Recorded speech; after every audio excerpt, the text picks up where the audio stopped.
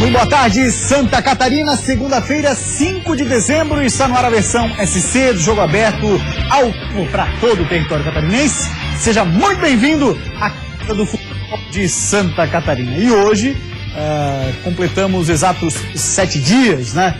Após a tragédia que abalou o mundo, onde envolveu o time da Chapecoense. As notícias vão acontecendo, vão desenrolando, Polivalente. Algumas coisas, claro, passam a ser esclarecidas, né? Mas é claro que também a gente precisa tocar a vida da própria Chapecoense no que diz respeito a essa reconstrução. A dor é grande? Eu acho que a maior dor a gente viu nesse fim de semana, que foi o velório e o sepultamento de todas as vítimas, né? Não tenha dúvida disso, que já era esperado, né? A presença dos corpos em Chapecó geraria uma comoção maior ainda, o que realmente aconteceu, e a partir de agora a própria Chapecoense começa a trabalhar para se reerguer. O torcedor de Chapecó está esperando isso. A torcida mundial está esperando isso. A Chapecoense está recebendo ainda a solidariedade do mundo inteiro. O número de sócios jamais que triplicou. E isso deve aumentar mais ainda. E a Chapecoense agora passa a receber, aí sim, na prática, aquela solidariedade prometida. E, inclusive com a montagem do seu novo time, a montagem do novo elenco, para disputar os torneios que tem pela frente, inclusive o Campeonato Brasileiro. Aguardamos a semana para ver da possibilidade da imunidade da Chapecoense durante 3 torneios consecutivos se confirmar no Campeonato Brasileiro. Certo. Aguardamos o que vai acontecer com relação ao Campeonato Catarinense. O que você tem de ideia? O que você sabe acerca do Campeonato Catarinense? Nada. Nada discutido ainda? Nada. O campeonato está definido, né, com relação ao campeonato, a definição, mas com relação à Chapecoense, nada. Amanhã vai ocorrer uma reunião na Federação Catarinense de Futebol, logicamente para saber o destino que nós teremos com relação à Federação Catarinense. Quem será o seu novo presidente, até porque existe a possibilidade do vice-presidente mais velho não assumir, que é o do sul do estado. O Rubinho. Esse pode não assumir. Então existe a possibilidade de Blumenau ou Joinville ter o seu representante como vice-presidente. Abriria mão, então, a federação? Na verdade, não, o vice-presidente abriria a mão que não está confirmado, do cumprimento do estatuto. Isso. Há essa possibilidade? Há essa possibilidade, ela existe. E aí nós vamos aguardar para ver o desdobramento disso. Só com relação à Chapecoense, não depende da Federação Catarinense, e sim dos clubes e da própria associação. Então vamos ver que passo vai ser dado nesse sentido, se é que vai ser dado, se vai existir uma imunidade pelo menos de 1 ano para a Chapecoense ou não. Tá certo, Claudinho, muito bem. Olha só, a gente recebeu hoje pela manhã mais uma boa notícia aí acerca das pessoas que estão se recuperando da tragédia lá em Medellín, na Colômbia, na cidade que fica ali próxima a Medellín. E hoje recebemos um áudio via WhatsApp. Nós estamos em grupo, evidente, colegas jornalistas, nessa mídia social, né, no próprio WhatsApp. E o Rafael Renzel, que é da Rádio Oeste Capital, ele mandou um áudio bastante otimista. Em certo ponto ele até se emociona e a gente vai ouvir agora o que o Rafael falou, que passa agora a perceber e ter noção um pouco mais próxima da realidade do que aconteceu com ele. Olha só. Olá, pessoal, bom dia a todo mundo. Estou com a voz assim porque está muito tempo sem usar. E dizer que está tudo bem. Estamos avançando, né? Deus me deu uma segunda chance. E a gente vai comemorar muito. Todos nós, tá? Mãe, fica bem, hein? Tavinha tá bem. Logo nós vamos para casa aí para curar todas as lesões que teve. Importante que nós estamos vivos aqui, pronto para a próxima, tá? Beijo de todo mundo. Beijão para a família do Rafael, que eu acho que ao ouvir um áudio como esse se sente confortado e principalmente passa uma preocupação. O próprio Rafael, que teve um período delicado que segue o neto. Daqui a pouco a gente vai ter a atualização de como é que está o estado de recuperação de todos os sobreviventes, mas de fato emociona e toca a gente, porque é um colega que a gente, quando chegava à Arena Condá, era mais um desses caras que a gente estava habituado a conversar. Os próprios jogadores, o que se espera agora é a plena recuperação de todos e o andamento, as informações são as melhores possíveis, logicamente, ainda numa situação que tem que ter muito cuidado, né? A expectativa é muito boa, mas cuidado tem que ser mantido com relação a todos eles, mas esse áudio realmente, para a família e para todos nós, ele é gratificante uma situação que nós poderemos ter logo, novamente o convívio com o Rafael. Muito bem, pode chegar um pouquinho, mas vamos ajustar aqui ao vivo, sem problema, tá? Vamos estar ao vivo aqui, está conosco no estúdio o Lucas Miranda. Fala, Luquinha. Beleza? Beleza, irmão? Certo. Tudo certo? Falou com ele já hoje? Ainda não. Ainda não? Só pro WhatsApp. Então tá certo. Olha só, Luquinha, sei que estava ali na redação buscando informações acerca dos sobreviventes. Qual é o estado de saúde? O que você tem de informação do próprio Rafa, que a gente ouviu agora? Uma mensagem extremamente otimista e também não poderia ser diferente, emocionado. Muito boa tarde a todo mundo que está assistindo aqui o Jogo Aberto SC. As informações são as melhores possíveis, né?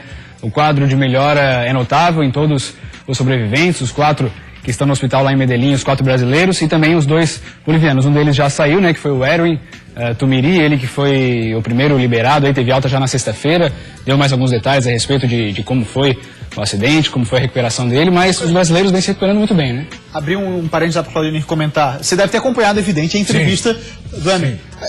Achou assim que ele está se protegendo de alguma forma ou tá com receio em falar determinadas coisas? Porque existia uma série de informações antes e elas agora são desencontradas? Esse desencontro de informações, ele chama atenção, mas também tem um detalhe. Logicamente, ele tem ciência que existem mais sobreviventes, que também acompanharam o fato. O próprio Rafael, né, o Neto, vão relatar. Vão relatar. Eu acredito que ele tenha dito a verdade. Eu quero acreditar que ele tenha dito a verdade nesse momento de tanto sofrimento. Então, eu acredito, o que pode ter ocorrido é que as primeiras informações, essas sim, foram desencontradas. Porque em momento algum, e ontem eu tive cuidado de assistir toda a entrevista que ele deu, e depois outros fatos que foram relatados por jornalistas da Colômbia, jornalistas brasileiros que estiveram na Colômbia, certo. E nenhum deles conseguiu dizer quem trouxe a informação inicial. A história da posição fetal. A história da posição fetal.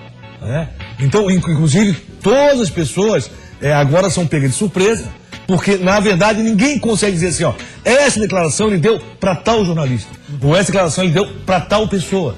Ninguém consegue dizer para quem ele deu esse tipo de informação e como ela acabou girando. Logicamente, quando acontece esse tipo de fato, você sabe que as informações iniciais são muito desencontradas. Tanto é real que você mesmo acompanhando na madrugada as emissoras colombianas, emissoras de rádio inclusive, tinha informação de 15 sobreviventes. Daí depois a coisa foi mudando aos poucos. Então essa primeira informação, que ele estava na posição fetal e por isso conseguiu ficar tão bem depois do acidente, sobreviver da forma que sobreviveu, ela não tem a confirmação de quem trouxe inicialmente essa informação e para quem ele deu esse relato. Porque se ele está na posição fetal, subentende-se de que teria tido um aviso. Ele estava e ele informa que não. Exatamente. E nenhuma das pessoas, inclusive a situação que foi relatada, de que houve dentro do avião, né, um certo tumulto, um pânico, entre todos, ela não foi confirmada. Exatamente. Que todos aguardavam, na verdade, que o avião tivesse o pouso normal. Muito bem, segue lá, Luquinhas, então, atualizando informações de sobreviventes. Bom, então, como a gente ouviu aí o Rafael Renzel, né, ele é um dos que apresentou uma melhora significativa. Ele tinha um problema pulmonar, assim como o Neto, mas o problema dele é muito mais tranquilo de ser estabilizado, né? Ele teve uma infecção, mas foi controlada já, ele, portanto, já pôde conversar aí com os familiares, pôde mandar esse áudio, então a situação dele está bem estabilizada. Já o Neto, como a gente vinha falando, um problema muito mais complicado, ele teve o pulmão perfurado, uma infecção generalizada, e como os médicos ainda não sabem qual o tipo de bactéria que infectou o Neto, eles estão dando um antibiótico de espectro largo, assim, né, grande, para que seja aí ministrada essa recuperação, aos poucos investigada melhor a causa dessa infecção. Então ele está melhorando, mas ainda está sedado, é o único que continua ainda sedado e respirando por aparelhos, né? Eu imagino que leve cerca de 48 horas para que os exames fiquem prontos, para que ele tenha exatidão de qual bactéria está aparecendo. A primeira resposta com relação ao Exatamente, porque eles fazem testes com vários antibióticos, amostra a bactéria, né? Nos exames de sangue são feitos para depois sim ir lá e atacar a bactéria, Luquinha. E com certeza a grande esperança dos médicos é que ele melhore rápido justamente pela força física, né? E essa questão de ele ter ficado 8 horas esperando o resgate e passou por hipotermia, isso acabou até ajudando porque diminuiu o metabolismo dele e fez com que se conservasse um pouco mais para esperar esse resgate. Mas o Neto, então, é o que tem a pior situação entre os 4 brasileiros sobreviventes, né? O Alan Ruschel, que passou por uma cirurgia aí na coluna, ele movimentou as pernas, no começo, quando acordou, estava bastante assustado, segundo os próprios familiares, mas já está bem mais tranquilo. Inclusive, ontem chegou a brincar com o médico, disse que queria fazer um churrasco com Foma, né, que é outro sobrevivente, E o Follmann, também finalizando aí as informações a respeito dos sobreviventes brasileiros, ele teve, né, a parte da perna direita amputada, como a gente já falou aqui no programa, 14 centímetros abaixo do joelho, mas também já está muito bem. Inclusive foi outro que gravou áudio, disse que vai sair dessa, que está melhor. Então o quadro dos brasileiros é bom no momento e a expectativa é melhorar ainda mais. Muito bem, muito obrigado, Lucas Miranda. Você fica de prontidão na redação. Claro, qualquer novidade em relação ao estado de saúde dos sobreviventes, os brasileiros, você traz aqui pra gente, beleza? Fechado, valeu. Valeu, Luquinha. Muito bem, agora vamos dar uma passadinha no Twitter, porque o jogador islandês, que fez grande sucesso na Eurocopa desse ano, viu? O Gudjohnsen falou o seguinte nas redes sociais. Olha só, cara que passou pelo Chelsea, passou pelo Barcelona, tá jogando no Molde da Nigéria, da Nigéria, meu Deus do céu, da Noruega, perdão. Nigéria, de onde é que eu tirei esse país? Acha lá pra mim no Globo lá, Sérgio. Por respeito, eu poderia jogar pela Chapecoense se eles tivessem lugar para mim. Se não for possível jogar novamente com o Ronaldinho. Então ele coloca uma situação até assim, ó. Se não simplesmente para jogar com o Ronaldinho novamente.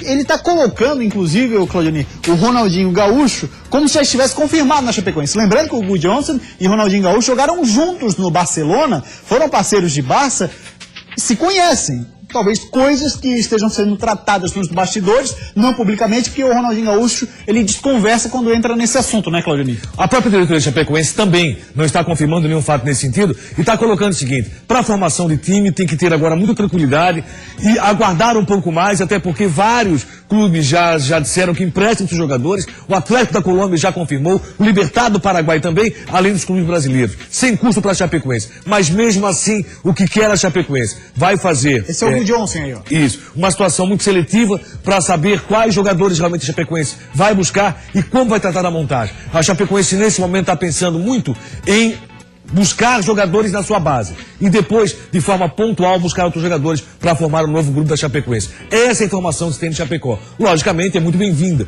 qualquer situação como a colocada pelo atleta, mas é bom aguardar. A Chapecoense vai tentar fazer uma equipe a partir da sua base e com contratações pontuais, pelo menos a informação que nos chega de Chapecó. Aí a gente vai vendo alguns gols dele, Gudjohnsen, pelos times em que passou, jogou em vários clubes da Inglaterra, dentre eles o Chelsea, também jogou no Barcelona, aí ele dando coletivas com a camisa do Molde FKC, que é um time norueguês, que é o último clube onde ele passou aí, fez uma pré-temporada e tudo mais, jogou algumas partidas. Ele está hoje com 38 anos de idade.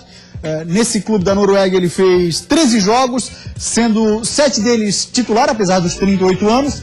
E assim, eu vejo com muito bons olhos a atitude dele, no sentido de querer ajudar a Chapecoense e até por uma questão assim, ó, de marketing, que a Chapecoense vai precisar se reerguer e também trazer patrocinadores e tudo mais. É um nome, querendo ou não, gera esse retorno para os patrocinadores no mundo inteiro. É muito interessante com relação ao patrocinador, cabe ressaltar que a Caixa Econômica, o principal patrocinador Chapecoense hoje, está renovando com um valor maior do que era o contrato anterior, o que é interessante também na tentativa de ajudar a Chapecoense, mas é bom ver como vai ser a montagem do time. Isso é muito importante e muito interessante. A Chapecoense, acho que nesse momento está muito correta nesse sentido, de ver de forma pontual o que vai ser necessário para a Chapecoense. É bom? É interessante?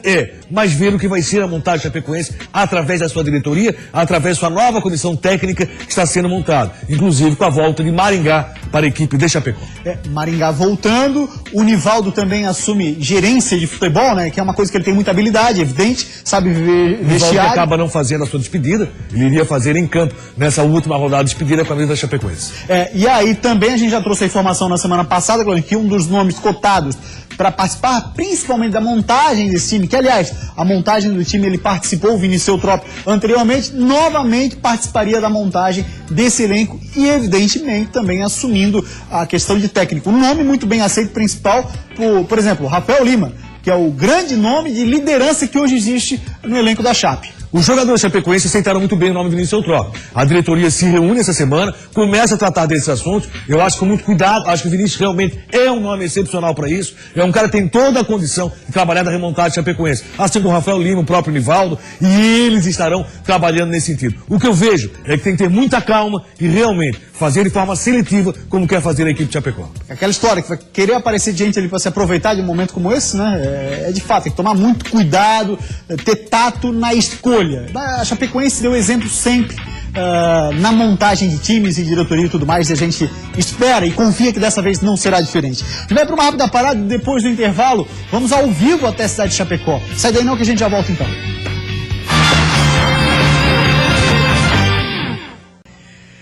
Muito bem, voltamos com o Jogo Aberto SC, meio-dia 47. A gente vai primeiro até Lages para conversar com o Juan Todescati, ele que acompanhou desde as primeiras horas lá de terça-feira tudo que se desenrolou na cidade de Chapecó, estava até ontem lá e continua mantendo contato, nem pode ser diferente, cidades ali até certo ponto próximas. Juan Todescati, eu gostaria de perguntar para ti acerca de um assunto que agora começa a ganhar forma, que é a questão de indenizações. A CBF teria a obrigação, por exemplo, de pagar indenizações para o clube e para jogadores, né? Exatamente. A informação que a gente tem até o momento, Gustavo, é que essas indenizações, esses seguros, eles têm uma variação, é de acordo com o salário que está na carteira de trabalho de cada jogador. A informação que a gente tem é que a Chapecoense pagaria algo em torno de 14 vezes o valor do salário que está em carteira de cada jogador, e a CBF, por sua vez, pagaria em torno de 12 vezes. Lembrando que a variação dos salários ali dos jogadores é entre 20 e 100 mil reais. Então, esses seriam os valores, somando o valor da CBF e do clube, ficaria algo em torno de 26 vezes aquele salário que eles têm na carteira de trabalho, Gustavo. Isso é garantido através da CBF pela Lei Pelé e da Chapecoense pelo próprio seguro de vida que ela possuía dos jogadores, Gustavo. Muito obrigado, Juan Todescati, pelas suas informações, importante, esclarecedora a sua participação. Você segue acompanhando os detalhes lá de Chapecó, evidentemente, né? Exatamente, a gente continua acompanhando os detalhes e qualquer nova informação a gente entra em contato com vocês aí do Jogo Aberto Santa Catarina.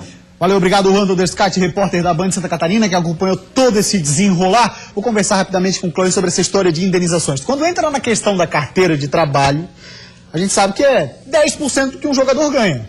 Às vezes nem isso, porque aí a grande parte vai para o tal direito de imagem, que é um contrato de forma legal, a justiça entende legal. Agora, haverá essa indenização também não entra na questão do contrato de imagem, já que a maior parte dessas famílias dependiam dessa maior parte. Mas aí depende justamente do entendimento da justiça de como vai ser feito daqui para frente. Logicamente é uma questão muito delicada, que vai haver um problema judiciário para alguns, e isso vai acontecer, e é lógico. Hoje a carteira de trabalho não representa o maior ganho da maioria dos jogadores do futebol profissional brasileiro. Muito bem, a gente vai com a Elisandra agora já? Não, na sequência? Depois? Então tá, porque agora, atenção! Se você está querendo aproveitar o fim de ano para comprar aquele pneu ou acessório que falta no seu carro, não vá pagar mais caro por aí. Vá na Casa Grande e economize com a oferta de fim de ano. Lá eu garanto que tem preço baixo de verdade. Olha só esses pneus aí, hein? Aro 14 por apenas 185 à vista. Tá barato demais, 185 à vista. Isso sim é barato de verdade, hein? E pneu Aro 15 por apenas 218. Só a Casa Grande mesmo para vender tão barato, hein? Além dos preços super em conta, na Casa Grande você tem uma equipe especializada para fazer a instalação com toda a competência. Não perca essa oportunidade, é a última chance do ano. Vá na Casa Grande e acerte em cheio na economia. Casa Grande Auto Shopping, tudo para o seu carro, tudo mesmo. Vamos para uma rápida parada, depois do intervalo a gente vai até Chapecó, lá está a nossa companheira Elisandra Vissotto, e também vamos falar aqui em Florianópolis, onde fortes ventos danificaram o estádio da Ressacada, hein? Estamos com o Jogo Aberto, esse importante esclarecimento, a gente fez contato com o zagueiro Rafael Lima, na verdade ele que informa a gente, Claudinho. O Rafa Lima dá a seguinte informação: grande parte dos jogadores da Chapecoense recebem até pelo menos 50% na carteira e o restante como direito de imagem. Alguns até mais. Isso exigência da própria diretoria, de colocar 50% na carteira. O que passa a ser muito interessante. Se é pelo menos 50%, alguns recebem até mais do que isso e, logicamente, a questão do seguro será maior. Então, aí você coloca. É uma exigência da Chapecoense. Você vê, né? Como há preocupação em momentos que a gente não imagina que pode acontecer, mas que está previsto no EPILEP, por exemplo, a Chapecoense se resguarda e se resguarda muito bem. Que bacana. Um outro detalhe é que essas indenizações devem girar em torno aí de 600 mil, 1 milhão e 200 para cada família, né? De cada jogador, também membros, comissão técnica e tudo mais. E além disso, quarta-feira haverá uma reunião onde mais coisas serão definidas, principalmente acerca de comando técnico, como é que é a vida da Chape daqui pra frente, porque a reestruturação tem que começar o mais breve possível. Essa reunião comentávamos que a Chapecoense deverá fazer uma forma de reformulação do seu grupo de jogadores, de criação do novo grupo de jogadores, a partir da base, contando com jogadores experientes, como o próprio Rafael Lima, que é história viva da equipe da Chapecoense, e aí, quem sabe, Vinícius Eutrópio venha a ser confirmado no comando da equipe da Chape. Muito bem, vamos então até Chapecó, Polivalente? Vamos nessa. Vamos nessa, vamos falar com ela, Elisandra Vissotto, está lá posicionada. Fala, Elisandra Vissotto, acerca de notícias ainda em torno do estádio, né, que tem uma certa capacidade, mas o prefeito deu uma coletiva hoje pela manhã, agora há pouquinho, na verdade, e traz outras boas notícias sobre isso. Boa tarde. Boa tarde, Gustavo. Boa tarde a todos que acompanham o Jogo Aberto. Isso mesmo, na manhã de hoje, o prefeito Luciano Buligon fez uma coletiva com a imprensa para nos contar como foi essa experiência de ir até a Colômbia, auxiliar nos trâmites e também na liberação dos corpos e acompanhar de perto as primeiras informações do acidente. O prefeito, Luciano Buligon, também, ele visitou os sobreviventes e disse que só não viajou junto com a delegação da Chapecoense porque ele e o Plínio Davidenês, que é dirigente da Chape, ficaram em São Paulo para uma reunião que tratou sobre a questão da ampliação do estádio. Atualmente, a Arena Condá tem capacidade para pouco mais de 19 mil pessoas e o sonho da diretoria, da antiga diretoria da Chapecoense e também da prefeitura é ampliar para 40 mil torcedores. A expectativa também é porque, até para jogar uma final de Sul-Americana, né, o prefeito disse que esse seria o sonho, porque a partida da Sul-Americana, a final, seria em Curitiba, a Chapecoense não poderia jogar em casa, aqui na Arena Condá, com o apoio do torcedor. Então o prefeito disse que esse é um sonho e um projeto antigo de ampliar a Arena Condá, até mesmo justamente por essa ascensão da Chapecoense. Vamos acompanhar o que diz o prefeito sobre esse projeto na entrevista. Que a gente possa gerir, botar lá dentro um memorial, trazer fotografias. Eu trouxe jornais, eu trouxe... Assim, por exemplo, tem o escudo da Força Aérea Colombiana. Eles tiraram o escudo, me entregaram o escudo e botaram a Chapecoense no escudo. E vão ficar por 20 dias, 15 dias usando o escudo da Chapecoense. Ou seja, a Força Aérea Colombiana não está com aquela logo deles lá, que tem um nome, né? Que a gente chama de escudo, mas tem um nome, né? Está com a Chapecoense. Então, é trazer tudo isso para dentro do memorial, mostrar isso. Eu estou pedindo para o pessoal da prefeitura fazer o resgate de tudo que está se falando sobre a Chapecoense, né? Fazer todo esse memorial sobre o Buligon, meus filhos estão cuidando, né? Isso é algo que eles vão cuidar. Então o Buligon, não se preocupe com ele. Eu estou dizendo a Chapecoense, todo esse resgate, né, para que a gente possa ter um memorial lá dentro. E assim, ó, soltem a imaginação e nos ajudem, gente. Pois é, Elisandra. Isso mesmo, esse memorial também é uma atitude do prefeito Luciano Buligon, de autoridades estaduais e federais, justamente para que as pessoas venham a Chapecó visitar esse memorial e também a Arena Condá se torne em um ponto turístico aqui em Chapecó, para que ninguém esqueça esses ídolos que levaram a Chapecoense um conhecimento a nível nacional e também mundial pelo seu futebol. Muito obrigado, Elisandra Vissotto, pelas informações, tá bom? Um abraço, Gustavo. Grande abraço. Sobre essa situação do memorial, eu acho que é fundamental se ter esse espaço para reverenciar esses campeões eternos da Chape. A gente viu a tragédia com o Torino, né, sendo cada vez mais divulgada nesse período que antecederam ou que aconteceu a tragédia da Chape, logo após a tragédia. não poderia ser diferente, se falou bastante e tal, e mostrou o memorial determinadas vezes. É uma forma de arrecadar dinheiro, não dá para deixar de ser diferente também, mas principalmente para essa história se manter viva por anos e anos e anos. E esse é o ponto principal, a história se manter viva, até para que todos tenham conhecimento, aqueles mais jovens que ainda vão chegar, aqueles que ainda vão conhecer a história de Chapecoense. Logicamente, a Chapecoense não é muito conhecida, de uma forma muito trágica, não é assim que nós gostaríamos que a Chapecoense fosse conhecida mundialmente, mas é uma forma também de reconhecimento. Acho o memorial muito importante. Aí dentro dos 40 mil torcedores, a capacidade do estádio me chama a atenção, me causa surpresa, até porque era um planejamento anterior ao fato ocorrido, pelo que acabou de relatar o prefeito. Sendo essa a situação, eu acredito que a Chapecoense está num grande passo. Eu não vejo, atualmente no futebol catarinense, um estádio capacitado para 40 mil, que ele possa ter uma ocupação nesse sentido. Assim, ó, poder ter, pode ter. Agora Pode o fato ter. de ter utilidade é outra E história. ter utilidade, essa capacidade para 40 mil, tanto na capital como fora dele. Muito bem, valeu, Polivalente. Grande abraço, o Jogo Aberto SC de hoje fica por aqui. Vem aí Olhares, a programação da Band aos poucos volta ao normal, mas é evidente que estaremos acompanhando sempre muito de perto tudo que aconteceu e acontece na cidade de Chapecó. Grande abraço e até amanhã.